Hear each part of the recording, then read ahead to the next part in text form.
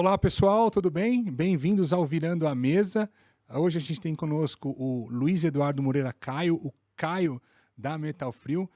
O Caio que foi um dos grandes responsáveis pela internacionalização da empresa, uma empresa brasileira presente em várias partes do mundo, hoje com faturamento na casa dos 2 bilhões de reais, uma empresa de refrigeração comercial, e o Caio trabalha lá entre idas e vindas desde os 17 anos de idade. Então, é uma história super legal que a gente vai contar aqui hoje. Caio, obrigado pela sua presença, bem-vindo ao Virando a Mesa. Eu que agradeço o convite. Ô, Caio, então para começar, já conta pra gente como que foi essa sua história, como é que é essa sua história com o Metal Frio, né? A gente fala que é o Caio da Metal Frio, né? Explica pra gente isso daí. Então, eu sou o Caio da Metal Frio, mas de fato é a segunda geração de Caios da Metal Frio. Meu pai é o primeiro, Joaquim Caio, ele que fundou a empresa na década de 60, comecinho da década de 60. E aquela coisa de filho de patrão, né? De filho de dono de empresa, empresário, empreendedor. No sábado ele ia trabalhar na empresa, eu ia junto com ele, aprendi a dirigir no pátio da empresa. E eu sempre quis estudar na FEI, coincidentemente era ali pro lado do ABCD. Aí fiz engenharia lá e o horário da faculdade era bem difícil, com muitas janelas. Então, abri uma janelinha e eu ia trabalhar. Então, comecei lá, de fato, com 17 anos de idade. E fiz uma vida, uma história lá desde então. E como é que era trabalhar com seu pai? É assim, é complexo, muito complexo. Os casos de sucesso são poucos, né? O meu pai, como a maioria dos empreendedores também, é um homem difícil na lida do cotidiano, né? Eu costumo dizer para ele de brincadeira, que eu só prosperei na vida porque ele vendeu a empresa. Porque debaixo do guarda-chuva dele eu jamais teria chegado onde eu cheguei. E é verdade mesmo, né? Porque você, membro de uma família, o seu principal mérito é ser membro da família, e não você ser competente em isso ou aquilo. E a Metal Frio, na gestão do seu pai, ela foi vendida para Bosch. Ela ficou um tempo com ele e depois De fato, vendeu... é uma história de crises e sucessos sucessivos, né? Ou vou dizer assim, sucesso gerado por crises, né? No final da década de 80, uma daquelas crises enormes do Brasil, meu pai e os sócios dele, tinha 2 sócios, venderam um pedaço para Springer, da família Amato, que vendeu um pedacinho para Panasonic. Então, por 4 anos, a gente foi, meu pai e seus sócios, a Panasonic e a Continental da família Giafone. Que ano que era isso, mais ou menos? 86. Em 89, eles resolveram, o meu pai e os seus sócios, vender tudo para os Giafone, que naquela ocasião queriam fazer refrigeração e achavam que a Metal Frio era uma boa base de manufatura para eles lançarem geladeiras, porque a Continental era fundamentalmente uma empresa de fogões, né? E aí, em 89, meu pai saiu 100% do negócio e eu me dei bem com o Sérgio Barcelos, que foi quem coordenou a transação pelos Giafone, e fui convidado para ficar. E aí foi o primeiro grande desafio da minha vida, né? Porque normalmente você, como filho do fundador, que trabalha, as pessoas, mais uma vez, em conexão com o que eu falei há pouco, eles acham que você está lá porque você é filho do dono, não porque você sabe fazer alguma coisa. Mas me dei super bem, de fato fiz uma carreira a partir daí de muito sucesso, que eu reputo a partir do conhecimento da Continental 2001. E aí você ficou na Continental, você ficou, na verdade, na Pois é. joint venture ali? Não, de fato a Continental acabou comprando 100% da empresa e tentou fazer refrigeração doméstica lá, mas rapidamente eles entenderam que refrigeração comercial e doméstica é diferente. Aqui só um parênteses, o que é refrigeração comercial? A gente faz geladeiras para colocar em pontos de venda para Coca-Cola, para Ambev, para Heineken, para Kibon, esse tipo de marcas, né, que estão nos pontos de venda para o chamado consumo imediato. Seu cliente é a Heineken, a Coca-Cola. Exatamente. Não é o ponto de venda ali. O PDV ele só recebe em consignação. A gente até tem uma parcela do negócio, talvez uns 20%, que vai para o sujeito que compra para uso próprio, dono da padaria, do restaurante. Mas 80% do negócio é porque a gente chama de key accounts, as Coca-Colas, Ambevs e tal.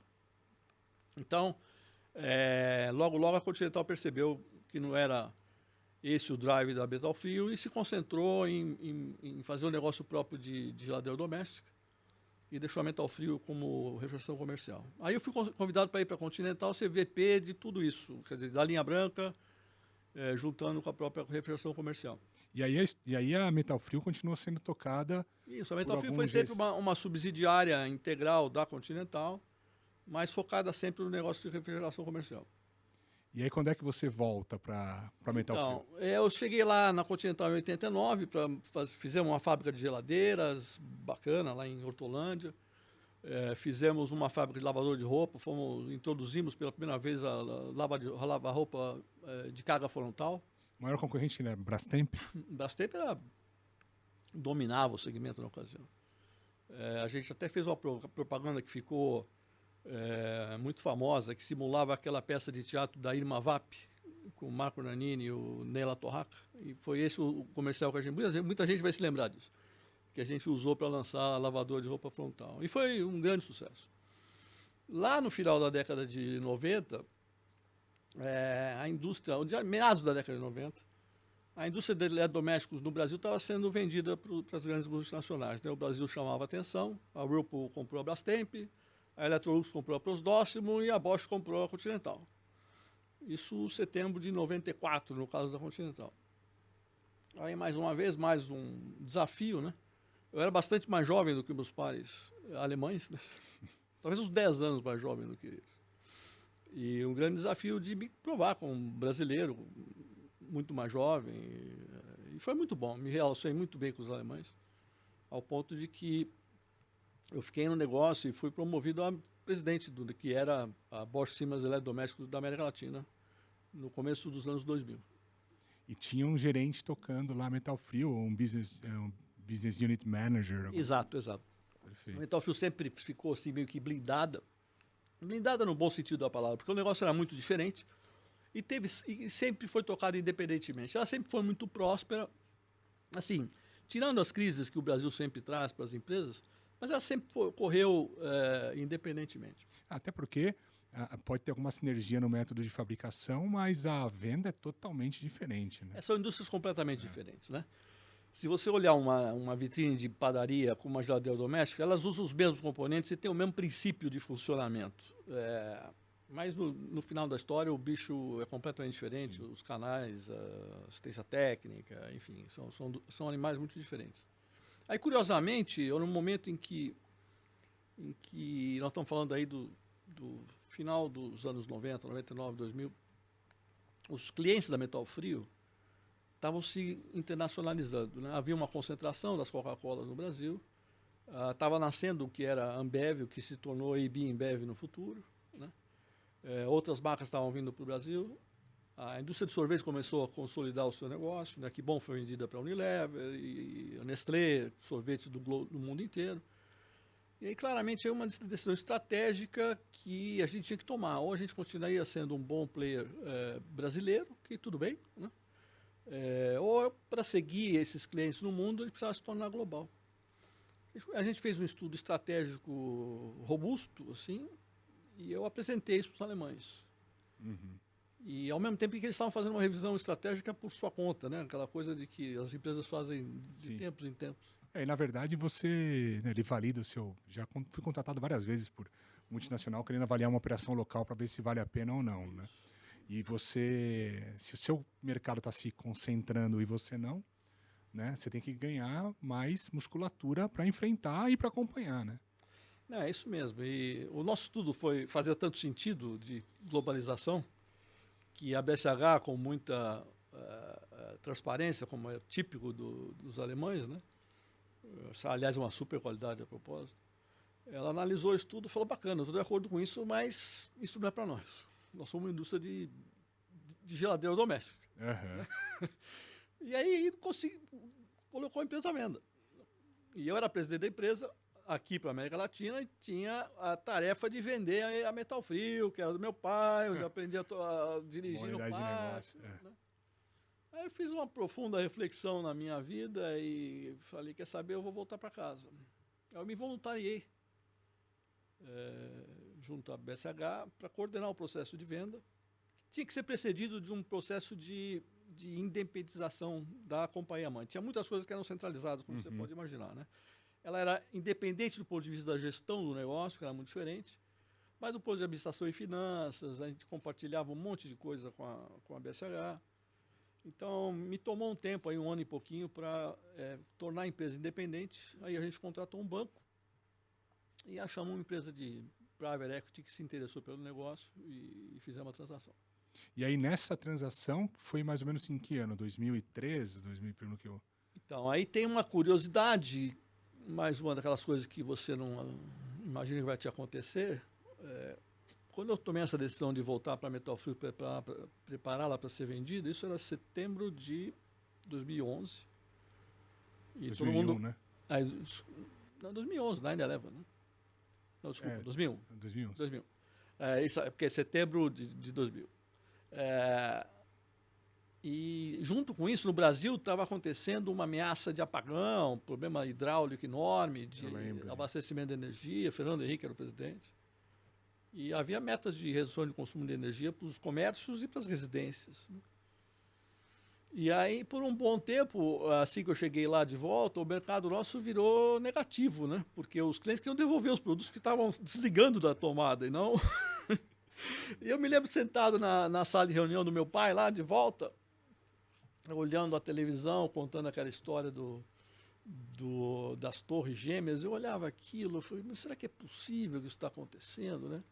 Aí eu conectava aquilo com a minha decisão de ter saído carreira, da né? carreira multinacional. Eu deixei a cadeira do presidente multinacional, para América Latina. Eu falei, será que eu fiz a coisa certa, né? E aí depois comprovou que eu fiz sim a coisa certa, mas naquele momento a gente tem que fazer um turnaround, para pegar a palavra moderna do que era reestruturação no passado, profundo na empresa. E nesse caso específico, quais foram as ações que vocês tomaram? Assim, normalmente, esse é um exemplo, eu tive outros tantos depois, mas um turnaround, ele tem 3 pilares, na minha leitura, né? É meio como um doente que não vai para a UTI, né? E normalmente quando uma empresa faz um turnaround, ela faz de uma maneira forçada, infelizmente, né? Na maioria dos casos é assim. Tem empresas que fazem turnaround de ajustes estratégicos em tempo, antes da coisa ruim acontecer. A maioria dos casos não é esse, né? Então, a primeira providência é você cuidar do doente, você tem que ter oxigênio. Então, tipicamente, as coisas de finanças, né? Proteger contra os credores, a empresa normalmente está atrasando pagamentos, ou em vias de, com muita dificuldade de fazer caixa. Então, você precisa cuidar dessa perna de curtíssimo prazo, que é oxigênio, sem a qual nenhuma das outras vai funcionar. A outra vertente é uma revisão estratégica, se for o caso, mas enfim, você tem que fazer um diagnóstico de what went wrong, né? O que a empresa fez de errado e como é que se corrige isso. Isso pode levar mais ou menos tempo, depende muito da complexidade do caso, né? E para suportar isso tudo, você tem a vertente humana, né, das pessoas que estão lá, que via de regra estão desmotivadas, estão procurando emprego, um ambiente de trabalho muito ruim. Então, você precisa salvar isso, né? Então, sim, esses 3 pilares, eu acho que eles permeiam, em maior ou menor grau, todas as iniciativas de turnaround. Eu acho que isso e esses 3 pilares você desenvolveu na Metalfrio ao longo da história inteira dela, né? Não só nos momentos de crise ali, né? Normalmente, a experiência faz a gente aprender, né? Eu sempre fui um profissional assim com viés de gente desculpa, bem intenso. Então, eu sou bom nisso, eu aprendi a fazer isso. Até porque eu comecei lá de estagiário, lembra-se, eu como filho de patrão tive a oportunidade única de começar de baixo, de fato, né? Porque muito frequentemente os filhos de donos chegam já formados, e aí tem um problema enorme de se adequar, assim, à cultura, né? Então, eu era meio que fruto do meio, eu entendia como é que funcionavam as cabeças das pessoas, né? Então, esse viés humano, acho que é o mais importante, né? Após a venda da Metalfrio para o Private Equity, você continuou na Metalfrio como CEO? Como é que foi essa história? Primeira coisa, foi a grande virada da Metalfrio foi quando, na sua opinião? Eu acho que foi nessa ocasião em que ela fez, nós fizemos juntos uma revisão estratégica em que ela tinha essa alternativa de se globalizar, voltando naquele tema lá que a gente apresentou aos alemães. E aí foi um turnaround. Porque a opção dada em função da decisão da Bosch Siemens vender a empresa trouxe a Artesia. A Artesia gostou do projeto de globalização e se dedicou seriamente a fazê-lo viável, né? Isso fez a gente sair de uma boa empresa brasileira, regional, que faturava aí 100, 120 milhões por ano, para ser uma das 2, 3 maiores empresas desse segmento no mundo, faturando 2 bi por ano. Esse foi o grande turnaround. E nessa fase de crescimento, né, internacionalização. Então você fez o IPO lá a Artesia entrou em 2003, 2004. Vocês fizeram um turnaround ali operacional, financeiro, arrumaram a casa para depois partir para o IPO mesmo na Bovespa, né? De fato, o turnaround se deu antes do processo de venda da empresa, porque vamos nos lembrar, eu falava que lá em 2011, setembro de 2001, é que foi o trigger do grande processo de turnaround. No ano de 2003, quando a gente iniciou o processo de spin-off da empresa, com a ABN AMRO na ocasião, a empresa já estava saneada para um novo momento de mercado. Ela já estava gerando caixa, já estava uma situação bastante mais confortável. Tanto é que a gente se sentiu confortável em ir ao mercado e oferecer o negócio. Uhum. Mas a partir da vinda da Artesia, que aí sim a gente fez um projeto decidido de fazer da Metal Frio uma empresa global. E aí, nesse processo, foi que foi feita a captação de recursos para viabilizar essa expansão. Exatamente. O nosso case do IPO, e eu conduzi o IPO pessoalmente, era de globalização, via aquisições, né? Nós estávamos convencidos de que esse processo lá atrás que eu comentei, de consolidação dos clientes, que gerou uma consolidação da indústria, ia trazer alternativas de consolidação importantes para a empresa se tivesse capitalizado. E assim foi. Quer dizer, o nosso crescimento se deu fundamentalmente via aquisições. E o IPO foi quando? 2007. 2007. E vocês foram In the glory days de 2007 e 2008. Uma época de bons IPOs. E a captação foi de quanto? Foi de 250 milhões de dólares. E a gente teve que abrir mão de 2/3 da empresa para captar esse dinheiro. E aí as internacionalizações começaram por que país? Como é que... O primeiro target, meses antes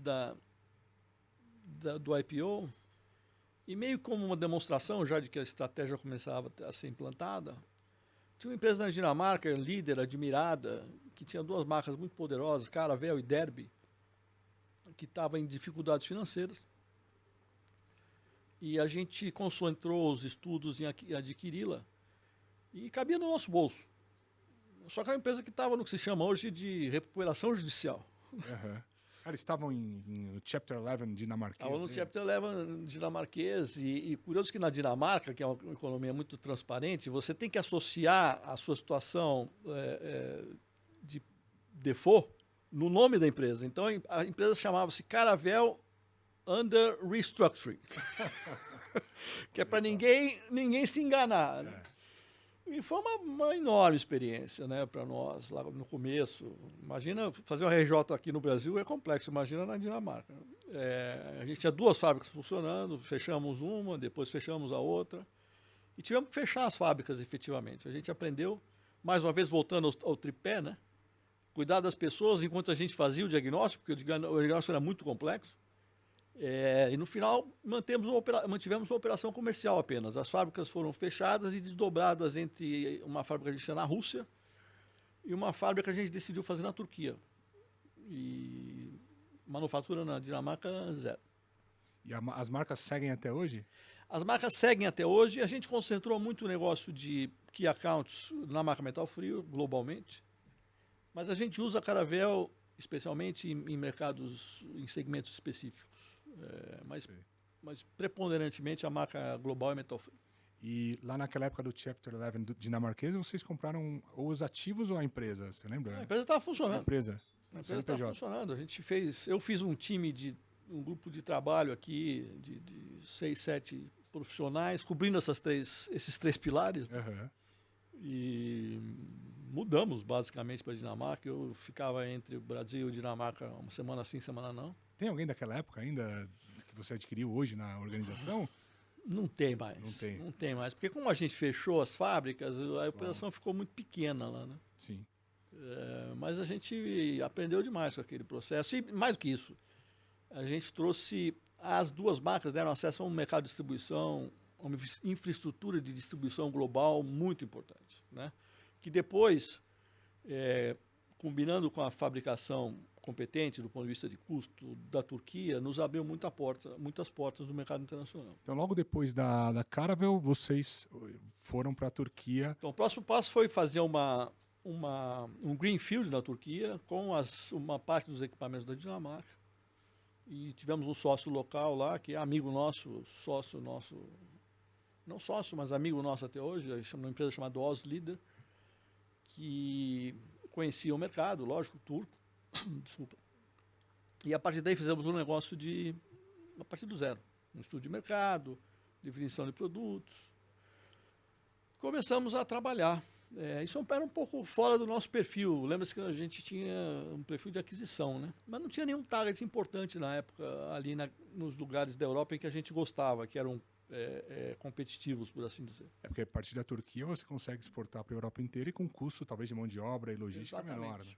Né? A Turquia é meio que para a Europa Ocidental o que é o México para a América do Norte. Né? Uma base de manufatura competente e competitiva. Aí a gente estava nessa operação Greenfield lá na Turquia com a Ozlider, em sociedade com a Ozlider, e tivemos a oportunidade de comprar a Climazan, que era o maior player da Turquia. A Climazan era, assim, na ocasião, o metal frio do Brasil, o equivalente a metal frio do Brasil lá na Turquia. E aí compramos 2/3 do negócio, um pouco mais. Desculpa. E os sócios minoritários ficaram, era uma família.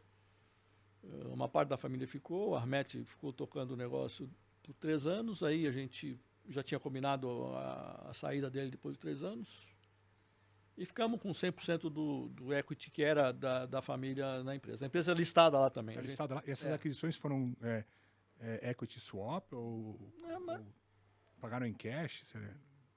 Pagamento em cash. Pagamento em cash. A Climazan é listada na Turquia. Ela tem... Ainda é listada? É listada. Nós temos 69%, quase 70% da empresa. Os outros 30% estão no mercado. E é uma empresa admirável. Assim, a gente gosta demais desse investimento que fez.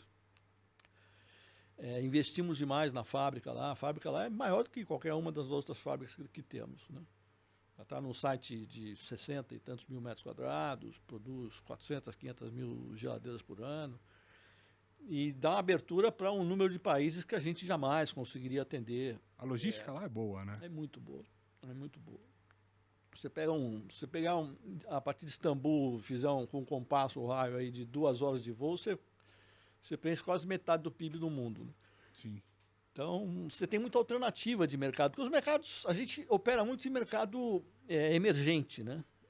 E os mercados emergentes são mercados de altos e baixos, tipicamente. Né? Então, você tem alternativas, né? Por exemplo, agora, atualmente, a gente está sendo impactado no mercado local da Turquia pelo terremoto que aconteceu no começo do ano. Então, o mercado local está muito debilitado. Uhum. Estamos sendo impactados pelos países lá do CIS, de influência russa, né? Como é que está a operação na Rússia? Vocês mantêm a fábrica na Rússia? A gente tem uma fábrica na Rússia, em Kaliningrado. Isso. De fato, investimos naquela fábrica meados dos anos 2000. É uma fábrica bacana também, competente, competitiva. Mas o mercado está rodando lá 50% do que fazia antes do conflito. Né? Uhum. Aí atendendo o mercado local, principalmente, né? Basicamente. 100% mercado local. Há restrições de produtos russos em quase todo lugar do mundo. Mas o governo russo está tomando providências de facilitar a vida das empresas. Mesmo sendo uma multinacional, se é fabricado na Rússia, tem sanção de... Tem sanção de transporte, para você ter ideia. Né? Uhum. A gente tem dificuldade de transportar os produtos que fabrica lá. Porque imagina que nós estamos em Kaliningrado, entre Kaliningrado fica fora do mainland Russia, né? do território principal da Rússia. E tem a Lituânia no meio. E a Lituânia é um dos países que não aceita trânsito de caminhões russos. Então a gente produz em Kaliningrado, embarca no porto em Kaliningrado, sobe de caminhão até São Petersburg, lá na Rússia. E a partir de lá pega um outro caminhão para distribuir no território russo. Aí você reduz esse custo de logística, você internaliza, né? Você não tem jeito. Obviamente a gente está num modo lá de não ter nenhum cash burn prejudicando o resto da corporação, esperando a situação se resolver. Né? Uhum. A gente não quer perder a posição estratégica que conquistou lá e que vai ser reforçada a propósito, depois que o conflito passar, aquelas empresas que ficaram lá durante os tempos difíceis vão ser beneficiadas e estamos contando com isso. Okay. As empresas, via de regra, né? Quem sobrevive à crise sai mais forte, né? Com certeza. Essa é a tese que funciona, de fato. Né? Ô, Caio, e fala uma coisa, e o funding do IPO, ele durou um certo tempo, né? Depois, como é que vocês começaram a se financiar? Com dívida bancária? Como é que foi esse processo da parte do balanço patrimonial da empresa? Eu diria que o grosso do investimento que fizemos em aquisições se deu com o funding do IPO. A partir daí, life as usual, né? Crescimento orgânico, mais do que tudo. A última aquisição que fizemos foi, quer dizer, houve o México e a Turquia meio que ao mesmo tempo, né? O 2008. México tá lá. Quem tá ainda, como é que tá o footprint da Metal Free hoje? Então, a gente tem Brasil, fábrica em Três Lagoas, escritório onde era a fábrica onde eu aprendi a dirigir, lá na Via Anchieta. Temos uma fábrica em Celaya, no México, que é ali perto de Querétaro, que serve o mercado mexicano, o mercado da América Central e o mercado norte-americano. Temos a fábrica na Rússia, servindo o mercado russo, basicamente. E temos a fábrica na Turquia. E a Turquia a gente serve, fora a América do Norte, quase todas as regiões do mundo. Fora as Américas, vamos dizer assim. Para a China, vocês não pensaram em... Não, a China tem o profit pool lá é muito raso. Então, tem muito fabricante lá, competição difícil, a gente não vende na China. Mas também sofre muito pouca competição de chineses nas regiões em que operamos. Porque vocês estão posicionados já com uma marca... E eu costumo dizer que a gente vende um modelo de negócio, de serviço, mais do que tudo hoje para os clientes, né? Nós temos clientes que a receita mais de um terço é de serviços. O que quer dizer isso? A gente cuida de desenvolver os produtos para as suas marcas, para as marcas dos clientes, né? Fabricá-los. A gente faz a distribuição, instala nos pontos de venda, retira de um ponto de venda para outro. A gente acaba subindo da manutenção. Né? Essa gestão toda faz do o descarte. o parque de máquinas dos clientes, de refrigeradores, vocês que tomam conta. Exatamente. Dos grandes clientes nossos do Brasil, por exemplo. Aliás, essa coisa surgiu. Essa estratégia surgiu aqui no Brasil, por isso que a gente juntou o nome Solutions ao nome da Metal Frio, como uma sinalização para o mercado que a gente estava disposto a fazer coisas muito além de fabricar a geladeira. Né? E hoje isso no Brasil é 30% do negócio, o negócio de serviço. E é interessante, né? Você, para quem está passando por isso, ou quem tem uma empresa que está focado num nicho específico ou não, ter outras fontes de receita, né? Se reinventar um negócio. Né? Isso gera fidelização dos clientes. Né? Mais recentemente, a gente tem até uma subsidiária que chama-se 3L, que aluga produtos. Então, nós temos diversos clientes, bons clientes que você conhece aqui, de sorvetes e de refrigerantes, que hoje alugam produtos. E a gente cuida de tudo. O cliente não tem depósito, não tem mecânico de refrigeração, a gente instala, dá manutenção e cobra um FII mensal. O que é muito atrativo, você pensar bem, que você pode tratar de cada geladeira como se fosse uma business unit, né? Que você sabe exatamente quanto ela custa. Né? Você faz um cash flow por geladeiras. Né? E esse é um modelo que está crescendo muito. E a gente está levando isso para o mundo inteiro. É o refrigeração as a service. É isso aí. Isso. Porque hoje tudo é as a service. Né? No final do dia, nós estamos vendendo cooling as a service. Sim. Né? E é o que é mesmo. E lá fora a mesma coisa. Lá mesmo fora, comportamento. Quer dizer, crescendo depois do Brasil, né? Porque é oceano azul total, né? Então a gente tem que aprender tudo. Por sorte, nós estamos empenhados nesse negócio já há mais de 10 anos e replicando agora esse aprendizado em outras regiões. O que vem na sequência, como dizia, 30% da receita no Brasil é serviço. Na sequência vem o México, que já está com uns 14, 15. E aí depois, na Europa, com algumas dificuldades lá, porque o modelo de serviço autorizado é diferente do modelo aqui das Américas. Então, a gente está adaptando o nosso modelo para se adequar melhor ao que a gente encontra no mercado lá. E você hoje tem para cada país um head, um CEO que toma conta da operação. Como é que é a sua estrutura organizacional? A gente tem evoluído no sentido de buscar o aprendizado. Eu me lembro muito dos tempos de BSH. A BSH que é uma grande multinacional e é multinacional há muito tempo, então aprendeu a fazer isso. Ela toca os negócios fora da Alemanha com um triunvirato de, vamos falar de 3, mais uma vez, né? 3 verticais, uma de finanças, outra de operações, engenharia, fábricas e tal, e outra de mercado. E esses 3 heads, por assim dizer, são do mesmo nível, e eles elegem um speaker para a companhia que é rotacionado num par de anos, né? Então, a gente tem um modelo desse no México, na Turquia. A gente tem 2 profissionais lá que dividem toda a operação, do mesmo nível, e reportando para mim diretamente. E para o conselho lá, lembra-se que nós somos estado lá, e tem um conselho local. Já no México, a gente tem um head, que é um brasileiro, que já teve na Rússia, a propósito. Na Rússia, a gente toca com 2 russos. Um estou cuidando de finanças, outro da parte de operações e vendas. E a gente já não tem um conceito pré-definido. A gente vai se adaptando ao que faz sentido para o momento e para a região. Cara, e mesmo sendo global, até na verdade sendo global também, né? Como é que a pandemia impactou suas vendas e que ações vocês tomaram?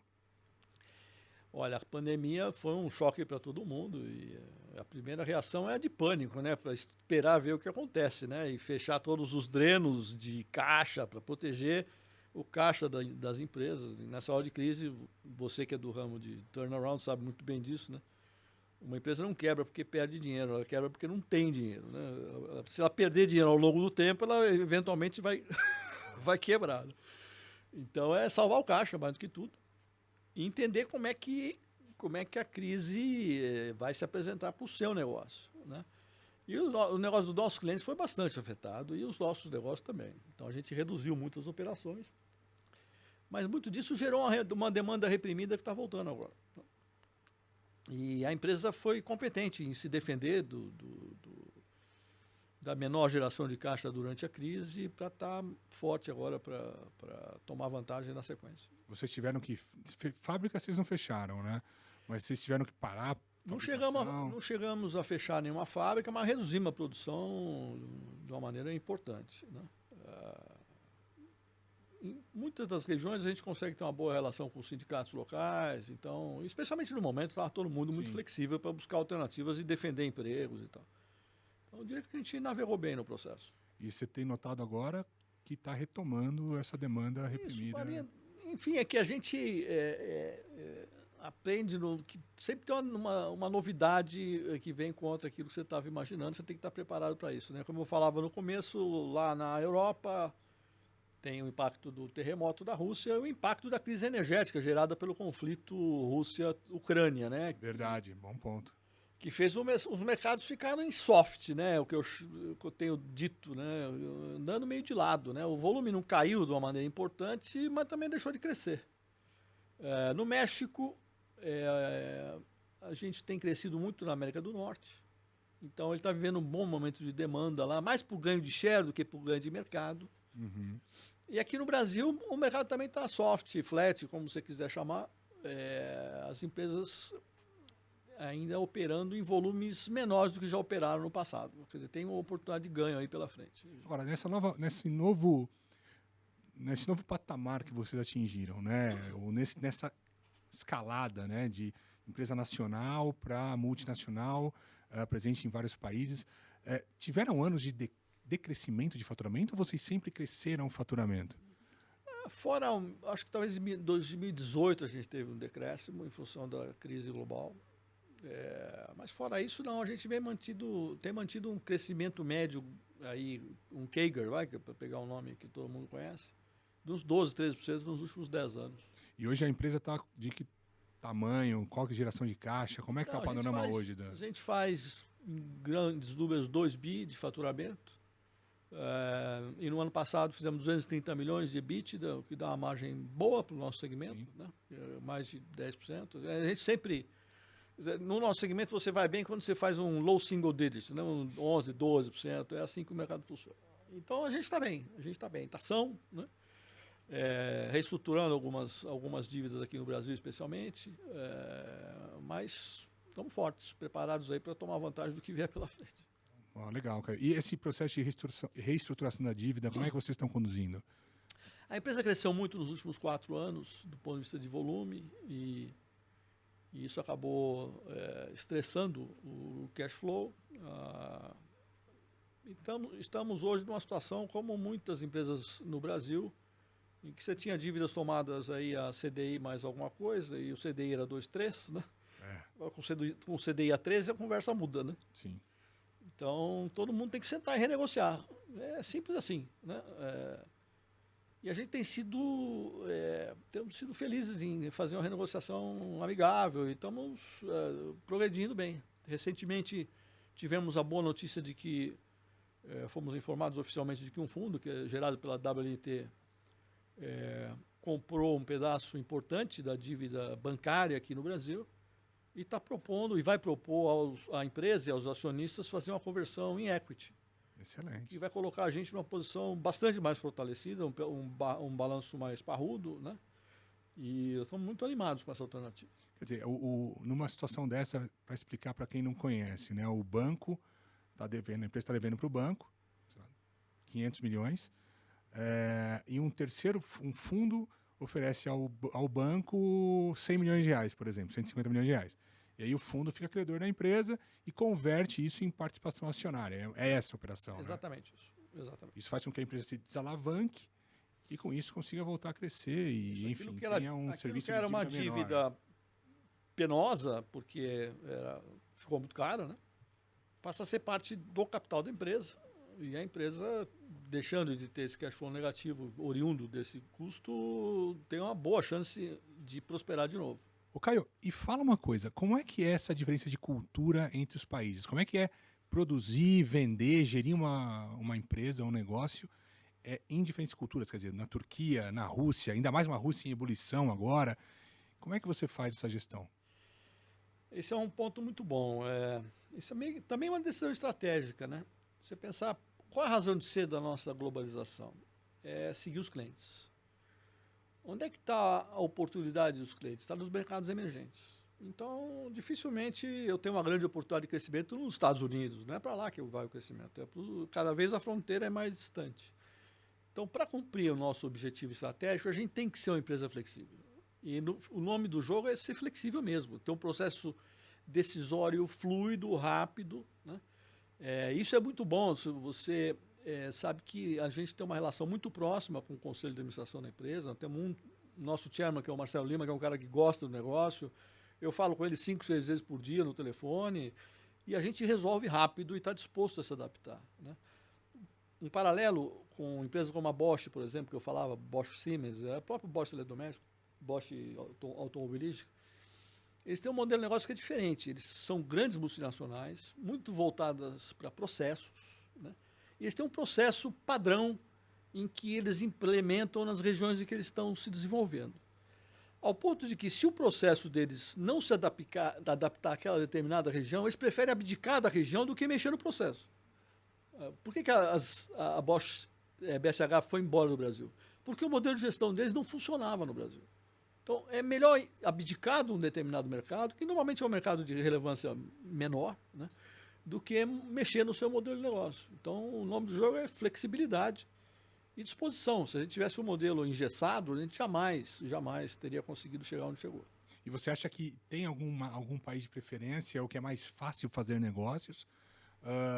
Ou, via de regra, ali você, com essa flexibilidade que você consegue ter, você consegue gerenciar da mesma forma todos? O ambiente, vamos dizer assim, normalmente é muito parecido, que são países em desenvolvimento com muita escassez, de uma maneira geral, de infraestrutura, de processo decisório lento, de legislação. Esse é um pano de fundo, né? Mas esse pano de fundo se apresenta de maneira diferente em cada região dessas, né? Você pega a Turquia, é uma condição, você tem a questão da religião ainda. A Turquia é um país muçulmano. Nós estamos falando aqui agora e essa semana está havendo o feriado do Bairam lá e o país virtualmente para no Bairam. Eles têm o Ramadã, em que eles se jejuam por um mês inteiro. E o mulá é que define que horas que eles voltam a comer no final da tarde. Cada dia um horário diferente. Minutos diferentes, 5h36, 5h37. A cozinha tem que se adaptar lá. E a gente tem que se adaptar. E tem um limite no qual você tem que dar um descanso para os funcionários que estão em jejum. Então, é um aprendizado cotidiano. Isso meio que define o perfil da empresa e do seu management, né, do seu conselho de administração. Você tem que ser gente que gosta de desafio, de buscar coisas novas. Né? Mas no mundo que a gente vive hoje, o mundo VUCA que o pessoal fala, o mundo bunny, quer dizer, as coisas estão mudando tão rápido que uma das principais características de capacidades de uma empresa é a adaptabilidade. Né? Você tem que ter flexibilidade, senão... Porque o mercado, você pode estar no mercado em qualquer país do mundo, mas aquele próprio mercado vai mudar. Né? Aquele mercado vai se desenvolver, os hábitos de consumo vão mudar, as preferências das pessoas vão mudar. Às vezes as pessoas agora, elas querem parar de sair para comer fora de casa, querem passar a comer mais dentro de casa. Como é, né?